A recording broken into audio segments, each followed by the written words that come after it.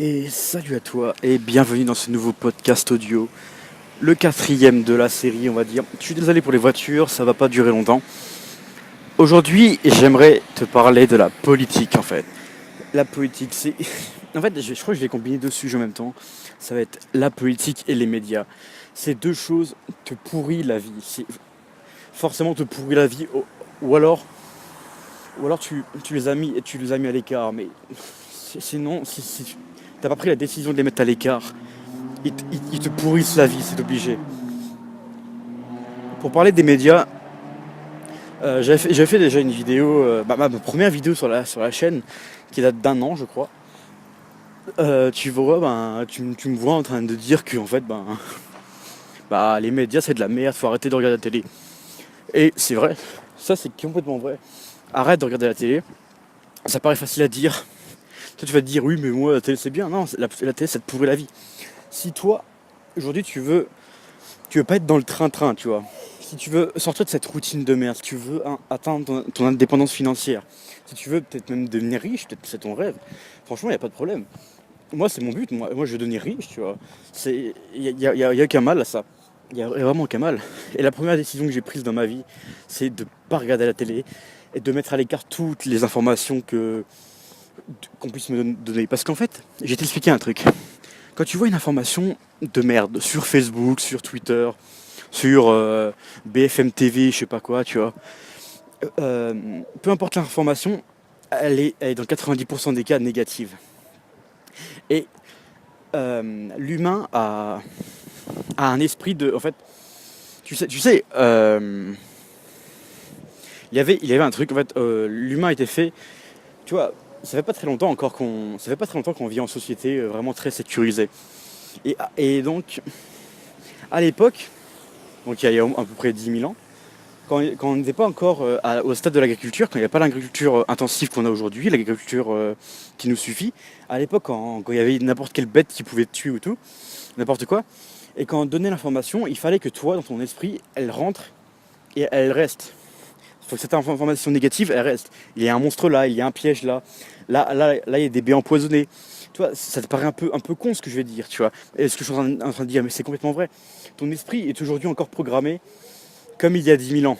Un autre exemple, pourquoi quand tu prends beaucoup de sucre, tu grossis? Pourquoi on est attiré par le sucre et le gras? Parce qu'à l'époque, c'était les aliments les plus rares dans la nature. Des fruits, c'était très rare d'en trouver à l'époque. Pareil pour de la graisse animale, c'était très rare d'en trouver. Et donc, le corps s'est habitué à aimer ces choses. Et c'était tellement rare que le corps s'est habitué à ces choses-là. Non, habitué à vouloir ces choses-là. Et donc, on voulait toujours plus de sucre et tout. Mais quand on arrivait à un stade de surconsommation de sucre et tout, et ben forcément, on est toujours passionné par le sucre. D'ailleurs, beaucoup d'industries aujourd'hui, voilà quoi, sont complètement basées là-dessus, sont basées sur le fait qu'on adore le sucre et le gras. Notamment Nutella, voilà quoi, c'est juste un exemple. Donc voilà, c'est pour te prouver que ce que je dis, c'est pas des conneries. Et donc notre esprit est encore programmé comme il y a 10 000 ans, tu te rends compte. Il y a 10 000 ans, il n'y avait pas. Je vais peut-être te prendre pour un con, mais il y a 10 000 ans, il n'y avait pas les voitures, il y a 10 000 ans, il n'y avait pas les mêmes religions qu'aujourd'hui, il y a 10 000 ans, il n'y avait pas les smartphones, il y a 10 000 ans, là pour te parler, là, je devais être devant toi et je te parlais pas en français, ni en latin d'ailleurs. Je te parlais en une langue un peu primaire, tu vois. Primate, ouais, bon, primaire. Et donc, aujourd'hui, quand tu as une information de merde qui t'arrive, elle reste dans ton cerveau. Et elle agit comme il y a 10 000 ans, ça veut dire elle reste dans ton cerveau pour te mettre en garde. Mais le problème d'aujourd'hui, c'est que on vit dans un monde qui est relativement safe. Tu parles bien sûr des pays européens, bien sûr, quand tu vas en Afrique et tout, bon, c'est beaucoup moins safe. Et donc cette information te tue l'esprit en fait. Parce qu'elle te met de mauvaise humeur, et ça c'est nul. Franchement, si t'es de mauvaise humeur, est-ce que tu as envie de travailler sur tes projets, sur tes rêves? Pas du tout. Pas du tout. Et en plus, accumuler cette information-là, ça prend du temps. Un journal télévisé, ça prend quoi? Une demi-heure, une heure, je crois. Tu te rends compte, tu perds une demi-heure, une heure de ta vie à savoir ce qui se passe dans le monde. Il y a beaucoup de gens qui m'ont rétorqué à ce truc-là. Oui, mais Kevin, faut quand même savoir ce qui se passe dans le monde. D'accord, je veux bien savoir. D'accord, il n'y a pas de problème. Mais en vrai, Mais on s'en fout qu'un Indien soit mort ou je sais pas quoi. On s'en fout. En vérité, c'est méchant à dire, mais au moins 95% des informations des journaux télévisés, des ce qu'il y a sur le Figaro, sur Facebook, sur tout ça, on en a rien à foutre en fait. À moins qu'il y ait une guerre mondiale qui soit déclarée, on a concrètement rien à foutre. À moins que ton secteur d'activité est en train de mourir, on en a rien à foutre. À moins que cette chose te concerne directement, t'en as rien à foutre en fait. Et ça, faut le comprendre. Donc moi, je vais te donner un premier défi, c'est si tu regardes la télé, arrête de la regarder. Franchement, arrête de la regarder. Oui, d'accord, c'est un gamin de 19 ans qui te dit ça, t'as peut-être, je sais pas, 15, 20, 30 ans, je sais pas. Et ben, je te le dis, arrête la télé. Arrête la télé 30 minutes, 40 minutes, 1 heure par jour, tu vois. En mangeant, ce que tu fais, et ben, tu parles avec les autres membres de famille. Ou alors tu écoutes un livre. Moi, j'adore écouter des livres audio, tu vois. Bon, je t'expliquerai ça dans une prochaine vidéo. Et tu trouves aussi ça sur YouTube. Hein. Sur YouTube, tu tapes le nom du livre, tu mets audio, et voilà, tu trouves les livres qui sont dits par des personnes. Et moi, des fois, quand je mange, je mets ça en même temps, et j'adore, tu vois. C'est bien mieux, c'est de la très bonne information, les livres. C'est bien mieux je sais même pas c'est qui les présentateurs de télé, mais qu'un présentateur habillé en costard cravate te dise oh, il y a encore 100 morts en Syrie. Ben, on le sait qu'il y a la guerre en Syrie et on les connaît les raisons. C'est pour le pétrole. C'est des guerres économiques, des guerres politiques. On n'a aucun pouvoir là-dessus. On n'a complètement aucun pouvoir. Donc pourquoi franchement s'embêter avec ça? Pourquoi s'embêter avec ça? Bien sûr, faut pas les ignorer, toutes ces guerres et tout, tu vois. Franchement, je dis pas le contraire, faut pas ignorer qu'il y a la guerre en Syrie, faut pas ignorer qu'il y a des tensions entre tel et tel pays, qu'il y a des tensions entre la Palestine et Israël. Mais franchement, est-ce que apprendre qu'il y a des morts en plus, apprendre qu'il y a des nouvelles attaques, apprendre qu'il y a tout ça, ça va t'aider toi dans ta vie? Non. Au contraire, si tu veux changer ça, ignore ces choses-là, mets de côté ces choses-là, améliore-toi et après tu pourras avoir du pouvoir pour changer ces choses-là. Parce qu'aujourd'hui, tu n'as aucun pouvoir. Tu as juste le pouvoir d'aller à la machine à café avec tes collègues et de dire hey, vous avez vu, il y a eu ça, c'est tout. Franchement, c'est nul. C'est nul. Donc, première chose, première loi, on va dire, franchement, mets les médias de côté. Va sur Facebook et désabonne-toi de pratiquement tout. Laisse 2-3 journaux. Tu vois, moi, ce que j'ai fait, j'ai laissé 2 journaux. Non, même 3 journaux, c'est Le Monde, Le Figaro et Le Parisien. J'ai laissé ces 3 choses-là. Bon, bien sûr, c'est des journaux qui ont plus une orientation de droite ou de gauche ou machin, tu vois. Mais je m'en fous, tu vois. Et au moins, quand je suis dans mon fil d'actualité Facebook, j'ai des bonnes choses. Et des fois, t'as ces médias de merde qui sont là en train de te foutre des informations. Et bah voilà, tu sais à peu près ce qui se passe quand même. Comme ça, si un jour il y a une information importante, tu le sais quand même. Mais tu auras juste lu le titre, tu n'auras pas besoin de perdre 1 heure de ta vie en regardant une télé. Déjà ça, tu vois. Ça, c'est ultra important. Ensuite, deuxième chose, là, ça va être pour la politique.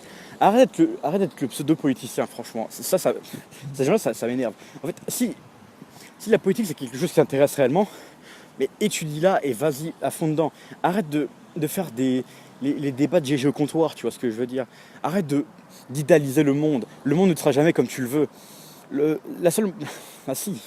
La seule façon que le monde soit comme tu le veuilles, c'est de prendre les choses en main. Là, je vais prendre un exemple qui est très mauvais, je suis désolé pour ça. Hitler. D'accord, Hitler, il a fait des choses abominables. Mais Hitler, il avait une vision du monde. Il avait sa vision du monde. Pour lui, le monde, il devait être blanc. Il devait être arien, tout ça, machin. Il ne devait pas y avoir de noirs, d'arabes, de tout ce que tu veux. Et les hommes ne devaient pas manger d'animaux. Les hommes devaient vivre dans des villes qui étaient extrêmement grandes. Bon, tout ça, quoi.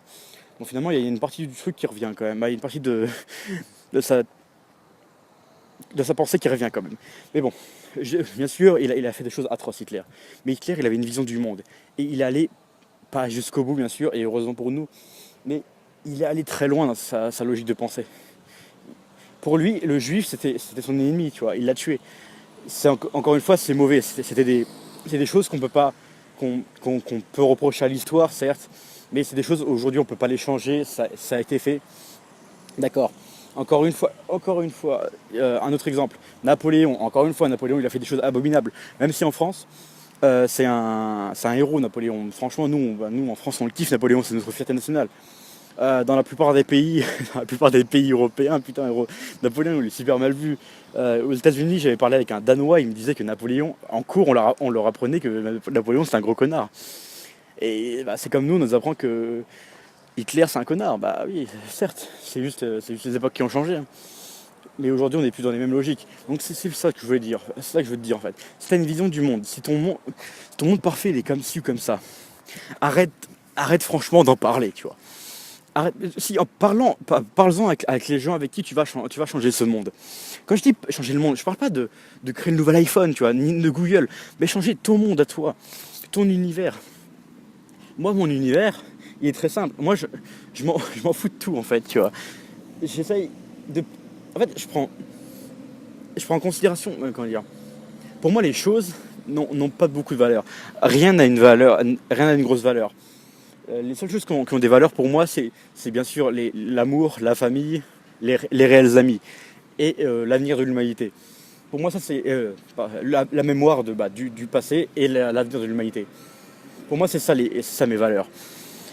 Pour moi, c'est ça mon monde. Et je l'ai changé mon monde, hein, au final. Je l'ai changé. Bien sûr, mon monde idéal, c'est un monde où bien sûr, je suis riche, tu vois. Bon, je ne suis pas encore. Mais franchement, un jour, je vais bien l'être. Ça paraît hypocrite comme ça, tu vois. C'est super hypocrite. Mais j'adopte cette philosophie du futur riche, on va dire. Et quand je parle de richesse, bien sûr, c'est pas riche économiquement. Attention, parce que bien sûr, en France, quand on parle de riche, bizarrement, c'est tout le temps relié à l'argent. Non, la richesse n'est pas que de l'argent, hein. Bien sûr, la richesse, c'est aussi de l'amour et surtout du bonheur. Mon rêve, c'est d'être heureux. Ben, je suis heureux en fait, mais c'est d'avoir le bonheur absolu, tu vois. Et moi, le bonheur absolu, je le trouverai en voyageant. Et pour voyager, bah, il faut par exemple de l'argent. Il faut par exemple de l'argent, surtout de l'argent, mais aussi pas mal de courage. Parce que tu as d'abord de l'argent, mais pas de courage, tu voyageras jamais. Parce que moi, tu vois, franchement, aller en Corée du Nord, ça me dérangerait pas, tu vois. Aller en Syrie non plus, tu vois. Moi, j'aime bien prendre des risques en vrai. Tu vois, comme je t'expliquais dans le podcast l'autre jour, tu vois, je suis allé à Tijuana, mais je kiffe les villes comme ça, tu vois, les villes dangereuses. Et bon, je vais pas te parler de ça très. J'ai pas parlé. J'ai pas fait ce podcast pour parler de ça. J'ai continué sur la politique. Encore une fois, donc pour revenir à la politique, euh, arrêtez aussi de. Bah, j'ai déjà dit, mais faut arrêter de croire. Faut pas arrêter de croire en la politique parce que la politique c'est une entité. Bah, la politique, faut savoir que c'est une entité qui a été créée par l'homme. La politique a été créée par l'homme pour en fait faire en sorte de mettre des lois entre les hommes pour qu'ils vivent entre guillemets en commun. Euh, c'est complètement ça, la politique. Sauf qu'aujourd'hui, la politique, il faut avouer une chose, c'est que la politique, on n'a pas de pouvoir dessus. Certes, on peut voter, mais voilà, faut voir les choses en face. C'est à moins d'un gros soulèvement populaire ou à moins de corruption extrême, franchement, il y a rien qui changera dans ce pays, tu vois. C'est Et puis il y a beaucoup de gens qui vont me reprocher que de partir comme ça, bah, jamais le pays changera. Moi je dis, moi la seule façon de changer la France aujourd'hui, c'est d'arriver le plus haut possible en pouvoir. Si toi t'es vraiment intéressé par la politique, mais quand je dis intéressé, c'est vraiment t'es à fond dedans, tu vois. C'est pas oui la politique, t'en parles le dimanche avec tes potes, tu vois. C'est vraiment si t'es vraiment intéressé par la politique. Mais inscris-toi.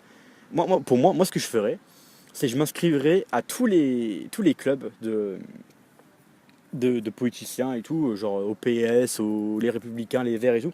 Je m'inscrirais chez tout le monde, tu vois. Bon, je crois qu'il faut payer pour adhérer au parti, mais bon. Et je regarderai les meetings de tout le monde. Et je ferai ça pendant 5 10 ans, 15 ans, tu vois. Et après, et pendant ce temps, j'élaborerai ma propre façon de penser. Pendant ce temps, j'ouvrirai bah, tiens, une chaîne YouTube, justement, où je parlerai de ma façon de penser, de ma vision politique. Je parlerai, je publierai un livre, tu vois. J'aurais fait tout ça. Mais moi, aujourd'hui, la politique, c'est pas une chose qui m'intéresse. Et justement, les gens comme toi et moi, bah, si tu m'entends, c'est sûrement que tu es une personne qui aime voyager, tu es une personne qui veut sûrement être entrepreneur ou qui l'est déjà, qui aime anticiper le futur, tu vois, et potentiellement passionné par l'histoire. Moi, je suis passionné par ces quatre piliers-là. Et bah, c'est sur ça que reposent mes podcasts.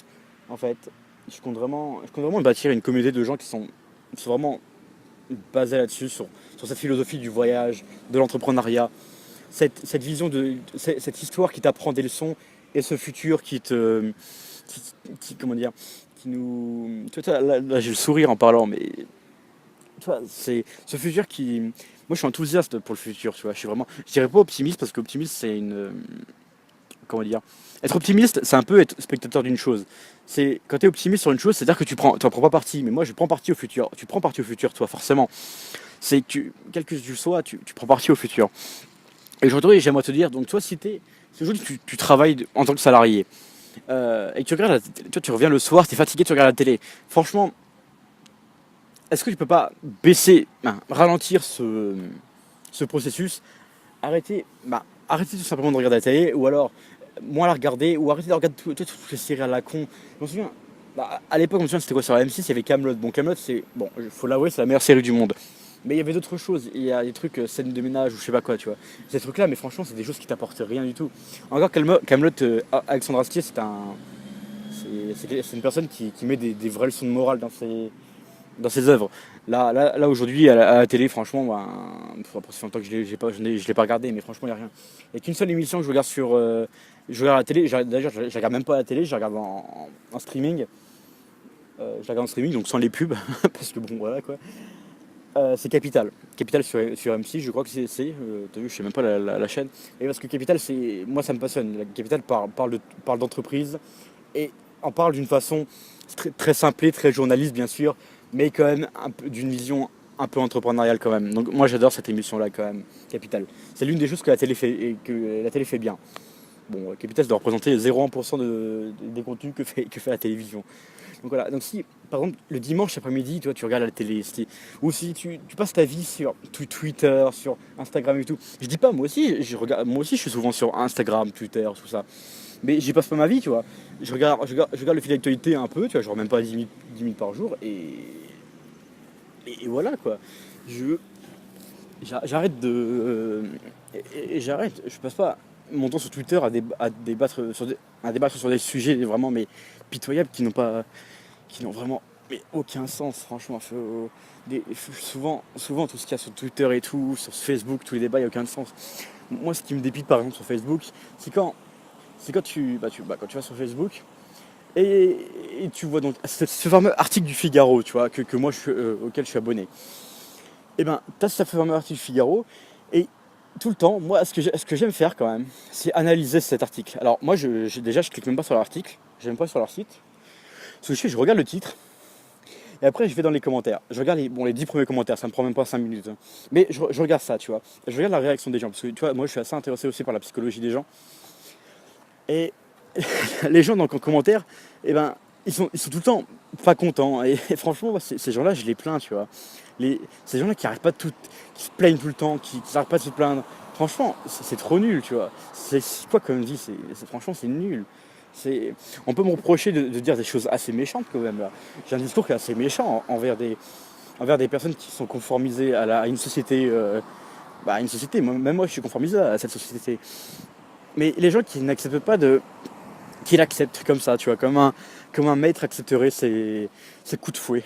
Franchement, ça je peux pas, tu vois. Je vais parler. Putain, je vais dériver sur le salariat parce que c'est directement lié à la politique. Euh, bon, tu seras en face de moi, je t'aurais posé la question, tu sais d'où vient le salariat? Et là tu m'aurais répondu, je sais pas, ça fait longtemps qu'il y a. Et le salariat existe depuis environ 150 ans. Avant le salariat, tout le monde était entrepreneur en fait, en soi. Les paysans, ils faisaient leur récolte, ils conservaient cette récolte, ils ont donné une partie à leur seigneur, au roi, machin, tout ça. Ils payaient des impôts pour pouvoir utiliser les infrastructures comme le moulin, comme un moulin, comme tout ça. Moi, personnellement, ça me paraît un peu près normal tout ça. Bon, bien sûr, après, ça avait la religion qui était quand même très influente, donc c'était un peu chiant. Mais bon, les gens, ils étaient en fait entrepreneurs en soi. Bon, après, souvent, malheureusement, ils étaient pourvus à la famine. Et des fois, ils avaient des très bonnes récoltes. Ça dépendait réellement. Ça dépendait vraiment. Et des fois, le roi, il partait en guerre ou en croisade, et puis bon, il fallait financer un peu plus ses croisades. Mais voilà, tout le monde était entrepreneur à l'époque. Les artisans étaient entrepreneurs. Un artisan, on lui commandait de faire 3000 épées. Et ben il les faisait ces 3000 épées et il les facturait. C'est un entrepreneur. Aujourd'hui, on n'a plus la logique d'entrepreneuriat. Franchement, c'est trop nul. J'aime pas moi. J'aime pas moi. Après, c'est moi personnellement. Mais j'ai l'impression que c'est un ras-de-bol général. Le salarié est un ras-de-bol général. Et moi, je te le dis, toi, là, je sais pas si t'es salarié. Franchement, j'en sais rien, tu vois. Mais je, je, je veux croire quand même que ton objectif, c'est de ne plus l'être. Eh ben, réfléchis sur ça. Tu vois, dis-toi une chose. Je vais te dire un truc après, ça va te choquer. Franchement, reste un peu avec moi, tu vas voir. Toi qui es salarié, réfléchis un peu franchement sur ta situation et dis-toi, est-ce que je serais pas plus heureux, franchement, à faire autre chose que ça, à être entrepreneur par exemple. Je vante beaucoup les mérites d'entrepreneur, mais être entrepreneur c'est génial. Tu prends des risques, certes. Tu peux perdre de l'argent. Moi-même, quand j'ai lancé une première entreprise, j'ai perdu de l'argent. J'ai perdu plusieurs centaines d'euros, plusieurs milliers d'euros. Mais derrière, j'ai regagné. Et tout ça, ça a été regagné derrière. Il y a vraiment pas de problème sur ça. Et je vais te dire donc la fameuse chose qui va te choquer. Donc pourquoi on a créé le salariat? Et là, ça va te choquer. Parce que les esclaves coûtaient trop cher. Les esclaves coûtaient trop cher à nourrir, à loger et à dompter, on va dire. Et à les faire travailler dans des bonnes conditions. Voilà c'est quoi. Le salarié est un héritage de l'esclavage, de l'esclavagisme. Ouais, bon, voilà quoi. Tu m'as compris. Et là t'es salarié, là t'as envie, là, t'as envie de m'insulter. Là, t'es en mode, mais connard, je suis pas un esclave. Ben, en fait, en soi, tu regardes, la situation de salarié pour un entrepreneur, c'est bien plus avantageux qu'une situation d'esclavagiste. Parce que l'entrepreneur, l'entrepreneur, le fameux patron que t'aimes pas, tu vois, parce qu'il ne faut pas confondre les entrepreneurs et les patrons que t'aimes pas. Ah, il y a différentes personnes, les businessmen, mais ça, je ferai une vidéo plus tard sur tout ça. Une vidéo, il y a un podcast plus tard sur tout ça. Et donc, un patron, un esclavagiste à l'époque, pour faire travailler dans des champs de coton, dans des industries, dans tout ça, il fallait qu'il te nourrisse, qu'il te loge, qu'il te fouette, en fait, qu'il te dresse, tu vois. Il fallait qu'il te mette dans des conditions de travail. Il fallait qu'il te torture moralement. Fallait qu'il contrôle le fait que tu fasses pas beaucoup d'enfants ou que tu en fasses assez, mais pas trop non plus pour pas que ça t'épuise. Tout ça, j'ai lu, je sais pas si tu connais le fameux Code Noir. Franchement, ce livre, c'est une horreur.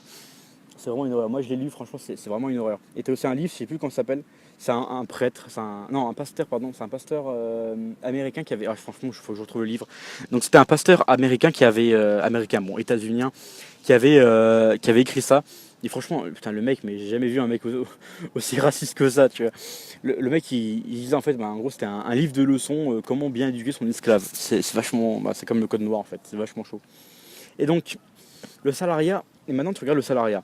Le salariat, c'est quoi? C'est juste, tu fais ton boulot, je te traite comme je veux, et derrière, je te file un salaire, tu vois. Juste ce que tu as pour vivre.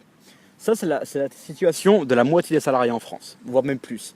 J'ai vu un truc, une stat, c'était que seulement 9% seulement des personnes qui travaillent en tant que salariés sont réellement heureux. Tu te rends compte ce que c'est 9%? C'est horrible. C'est nul, c'est horrible. On a les pires scores d'Europe, peut-être même du monde. Peut-être pas non plus, du monde non plus. Tu vois. Non, on a des scores qui sont extrêmement mauvais. Et c'est dû au fait qu'on nous considère, que nous, Français, tu vois, je sais pas si t'es français ou t'es belge ou je sais pas quoi, mais les Français, si t'es français, si tu vis en France, tout ça, t'as remarqué que les Français, ils ont une chose quand même. Moi, j'ai remarqué ça en partant à l'étranger. Les Français ont une chose, c'est qu'ils tiennent absolument à leur liberté. Leur valeur la plus chère aux Français, c'est la liberté. Et moi en fait, dans ça, je suis un bon Français parce que je tiens à ma liberté aussi.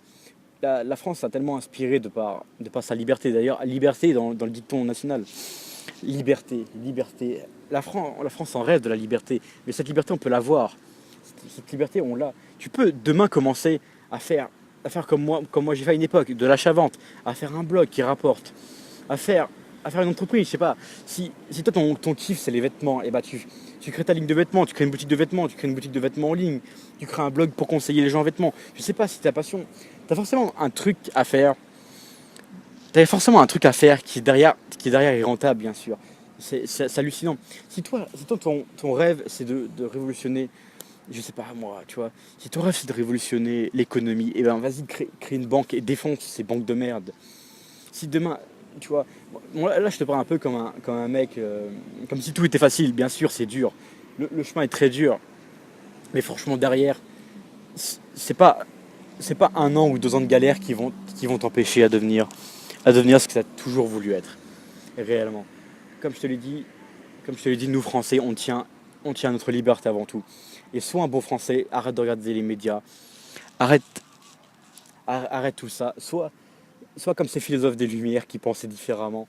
Toi aussi, pense différemment au XXIe siècle. Je sais que c'est très dur, mais essaye de gagner du temps dans ta vie, de créer une entreprise, je sais pas, peut-être créer une association, de faire une chose qui te plaît réellement, et pas seulement regarder des informations qui te pourrissent l'esprit.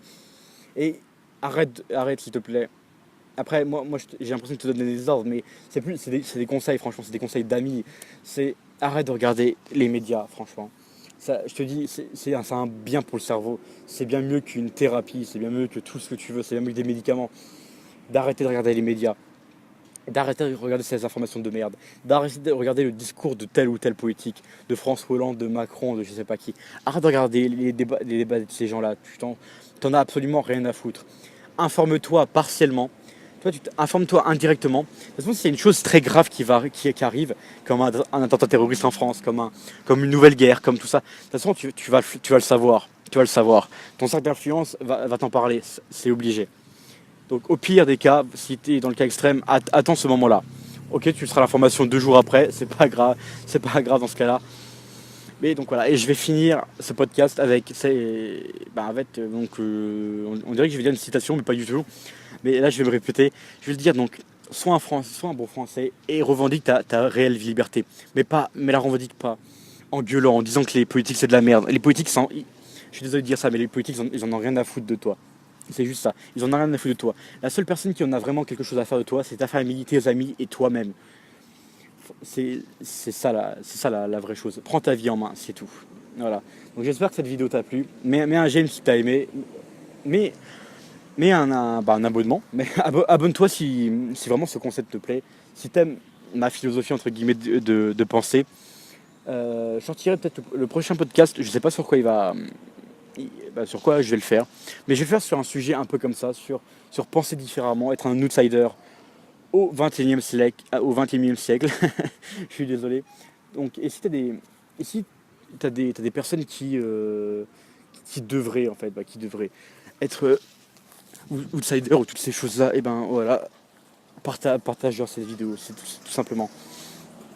Donc moi je vais te dire à la prochaine vidéo qui va sortir peut-être, au prochain podcast pardon, qui va sortir peut-être demain ou après-demain, je sais pas. Pour l'instant là je suis assez motivé pour faire des podcasts, je suis vachement motivé.